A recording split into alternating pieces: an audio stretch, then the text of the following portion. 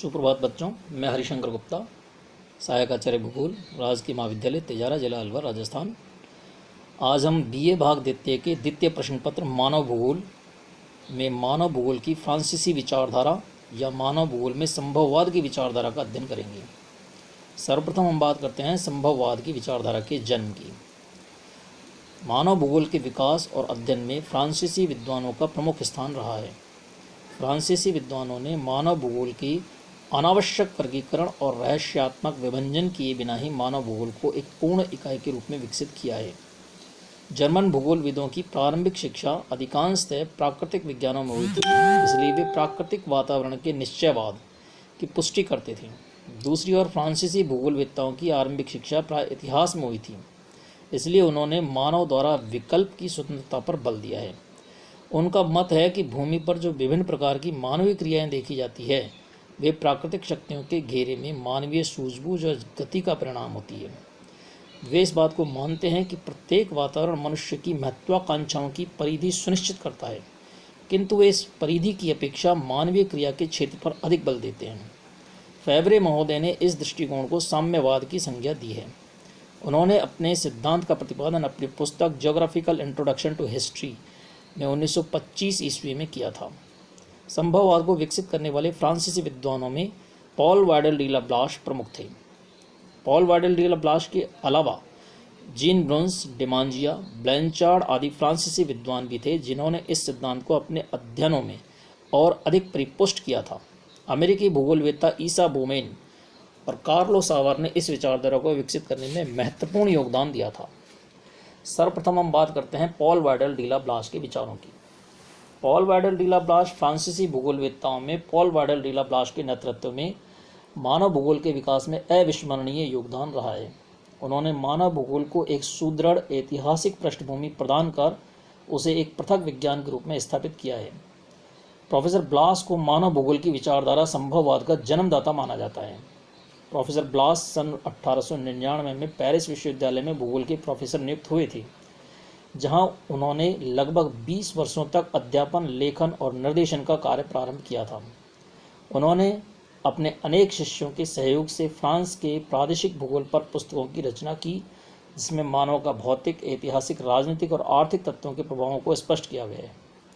Paul Widal BLAS की मानव भूगोल की सिद्धांत पुस्तक मानव भूगोल की सर्वप्रथम पुस्तक मानी जाती है, जिसका प्रकाशन ब्लाश के मरणोपरांत सन 1923 में हुआ। इस पुस्तक में ब्लाश ने भूगोल के आधारभूत सिद्धांतों का विस्तृत विवेचन किया है, जिसमें भौगोलिक एकता, वातावरण के महत्व तथा वातावरण पर मानवीय क्रियाओं के प्रभाव का विश्लेषण किया गया है। इस पुस्तक के प्रथम भाग में विभिन्न वातावरणों में जनसंख्या का वितरण, घनत्व और प्रवास पर विशद रूप से प्रकाश डाला गया है। द्वितीय भाग में मानव द्वारा वातावरण के विकास की विधियों और मानवीय संस्कृतियों का विस्तृत रूप से विश्लेषण किया गया है। तृतीय भाग में परिवहन और संचार के साधनों का महत्व स्पष्ट किया गया है। ब्लाश ने भूगोल को प्राकृतिक विज्ञान तथा मानव विज्ञान दोनों में स्थान देने के लिए 6 सिद्धांतों का प्रतिपादन किया था। नंबर 1, पार्थिव दृश्यों की एकता, जिसका आशय यह है कि भौतिक कारक पारस्परिक एक दूसरे पर आधारित और संबंधित होते हैं। नंबर 2, दृश्यों का परिवर्तनशील और उनका परिवर्तन, जैसा कि विश्व के विभिन्न प्रकार के जलवायु क्षेत्रों में देखा जाता है। नंबर 3, भूगोल का संबंध भूपृष्ठ पर होने वाले सभी दृश्यों से होता है। नंबर 4, वातावरण की शक्तियों के विभिन्न रूपों और रहस्यों को समझना आवश्यक है, जैसे पृथ्वी पर वनस्पति क्षेत्र और उनमें निवास करने वाले मानव का अनुकूलन।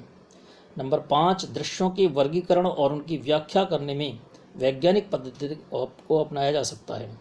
नंबर 6, मानव द्वारा अपने वातावरण में किए गए परिवर्तन को जानना आवश्यक है। विस्तृत रूप से ब्लाश ने भौगोलिक अध्ययन के क्षेत्र में उन संपूर्ण दृश्यों को सम्मिलित किया है जो ठोस, द्रव और गैसीय कटिबंधों से हमारे नक्षत्र का निर्माण करते हैं और जिनको अर्वाचीन जर्मन भूगोलवेत्ता भौगोलिक मंडल की संज्ञा देते हैं। इन दृश्यों का अध्ययन स्थिति एवं वितरण के संबंध में प्रादेशिक आधार पर किया गया है। किसी भी तथ्य को तब तक पूरी तरह से नहीं समझा जा सकता जब तक कि उसके अतीत के विकास का ज्ञान न हो। मानव एक क्रियाशील प्राणी है, अतः संपूर्ण मानवीय तथ्यों को वातावरण जनित नियंत्रण द्वारा ही व्यक्त नहीं किया जा सकता। क्रियाएं अथवा उनका प्रतिफल कौशल, विकास की गतिविधि तथा सामाजिक विरासत द्वारा निरूपित होती है। भूगोल ही मानव को एक सामान्य कोश प्रदान करता है जो प्रकृति ने उसके सम्मुख प्रस्तुत किया है। वह तथ्यों के आदान प्रदान, समन्वय को या तो पार्थिव वातावरण में हमारे चारों ओर परिवेष्टित करता है अथवा प्रादेशिक वातावरणों के अंतर्गत जहाँ वे स्थापित हैं उन्हें भली भांति बनाए रखता है। ब्लास पार्थिव एकता के सिद्धांत में विश्वास करते थे और इस सिद्धांत को उन्होंने भौगोलिक अध्ययन का सर्वोच्च लक्ष्य माना था, किंतु साथ ही वे मानव को भी महत्व देते थे। वे मानव को एक भौगोलिक घटक मानते थे जो क्रियाशील और निष्क्रिय दोनों ही हैं। ब्लास की मान्यता थी कि वातावरण कई संभावनाओं को प्रस्तुत करता है जिनका समुचित लाभ और उपयोगिता मानवीय चयन पर आधारित है। मानव के सम्मुख अनेक संभावनाएं विद्यमान होती है, वह उनका स्वामी है, अतः वह उसकी संपूर्ण उपयोगिता के संबंध में निश्चय कर भौगोलिक वातावरण में अपनी क्रियाओं द्वारा परिवर्तन कर सकता है तथा कर रहा है। उदाहरणार्थ, मानव ने अपनी प्रिय फसलों को उत्पन्न किया है, उनके उद्गम क्षेत्रों का विस्तार किया है और विचित्र प्रकार की जलवायु को उपयुक्त बनाने के लिए अनेक नवीन फसलें विकसित की है। मानव के सहयोग बिना कृषि की फसलें अपनी प्राकृतिक शत्रुओं पर विजय प्राप्त नहीं कर सकती थी और उनका इतना विस्तार नहीं हो सकता था। दूसरे शब्दों में हम कहें कि ब्लास ने वातावरण और मानव की पारस्परिक संबंधों को स्पष्ट करते हुए वातावरण संबंधी निश्चयवाद की धारणा के विरुद्ध संभववाद की संकल्पना प्रस्तुत की है, जिसका पूर्ण विकास और विवेचन फैब्रे ने अपनी पुस्तक इतिहास का भौगोलिक परिचय में किया है। अब हम जीन ब्रुन्स की विचारों का अध्ययन करते हैं। जीन ब्रुन्स अपने गुरु ब्लास की संभववाद की विचारधारा को न केवल पुष्ट किया है वरन उसे एक वैज्ञानिक आधार पर स्थापित भी किया है। वे पेरिस के कॉलेज में प्राध्यापक थे। उन्होंने आवास योग्य विश्व के धरातल पर मानवीय चिन्ह को बहुत महत्व प्रदान किया। उनका यह कथन था कि प्राकृतिक दूतों की निर्बाध शक्ति केवल भौतिक विश्व में ही शक्तिमान होती है। मानव भूगोल समझौते तथा सामंजस्य का क्षेत्र है। पृथ्वी पर मानव जाति के लिए कुछ भी निश्चित नहीं है सिवाय उन सामान्य नियमों और आधारभूत दशाओं के जो परिधि का निर्माण करती है, जिसके उपरांत कोई भी जीव नहीं है। और यदि मानव अक्षांशों, ऊंचाई और गहराई संबंधी परिधि को पीछे धकेल नहीं सकता तो वह उनमें कम से कम कुछ परिवर्तन तो कर सकता है। उनकी मान्यता थी कि मानव अपने वातावरण को चुपचाप सहन नहीं करता वरन उसे परिवर्तित करने के लिए सतत प्रयत्नशील रहता है। प्राकृतिक वातावरण कुछ परिधि निर्धारित की जाती है। मानव यद्यपि इस परिधि का पूर्णतः उल्लंघन तो नहीं कर सकता किंतु उनमें परिवर्तन अवश्य कर सकता है। ब्रुन्स ने इसी कारण मानव भूगोल को मानव की भौतिक प्राप्ति का भूगोल बताया है।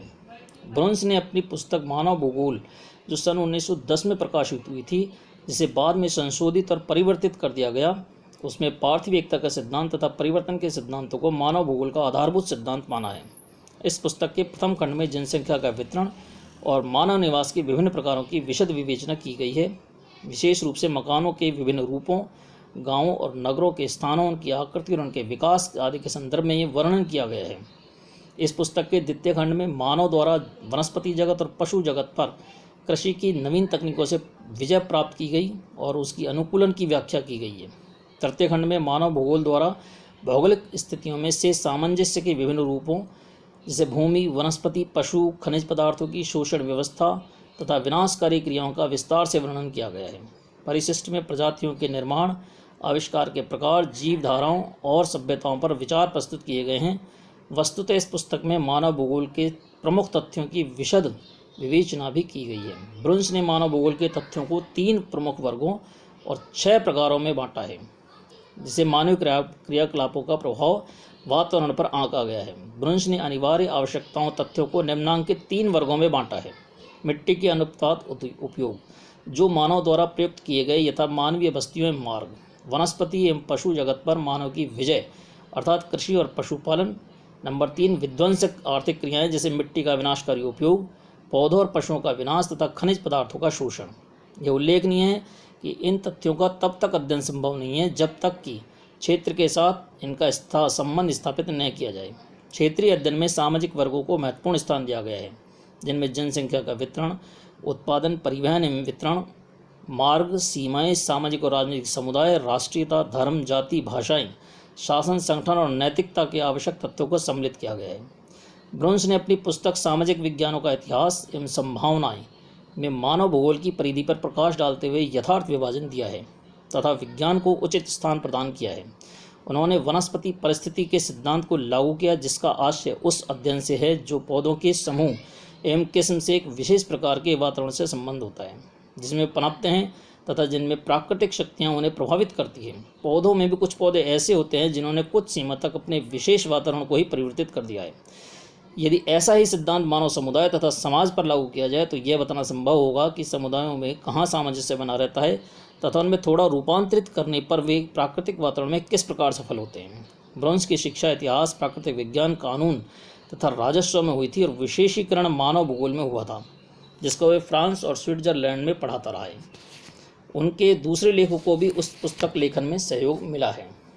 अब हम एल्बर्ट डिमांजिया के विचारों का अध्ययन करेंगे। एल्बर्ट डिमांजिया भी संभववाद की विचारधारा की प्रेरक थे। डिमांजिया ने फ्रांस के गांवों पर विशेष अध्ययन किया है। उनके पश्चात मानव भूगोल के विशिष्टीकरण पर जोर दिया गया है।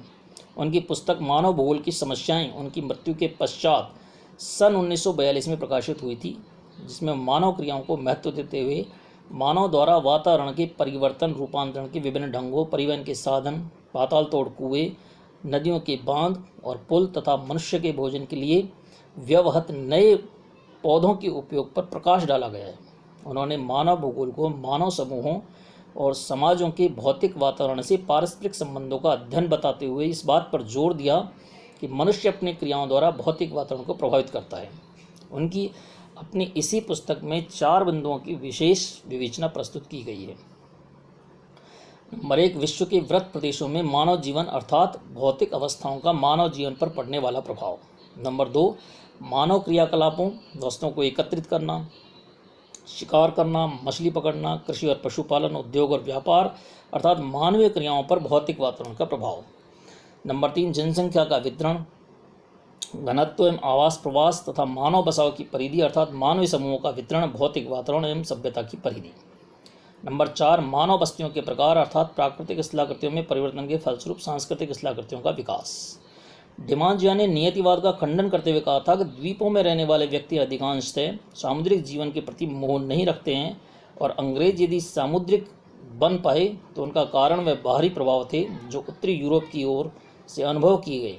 उपजाऊ मिट्टी में उत्तम कृषि नहीं की जा सकती जब तक कि मानव अपनी शक्ति और आधुनिकतम तकनीक का प्रयोग नहीं करता। डिमांजिया के मतानुसार मानव भूगोल के अध्ययन का सार प्राकृतिक प्रादेशिक इकाइयों को माना जाता है।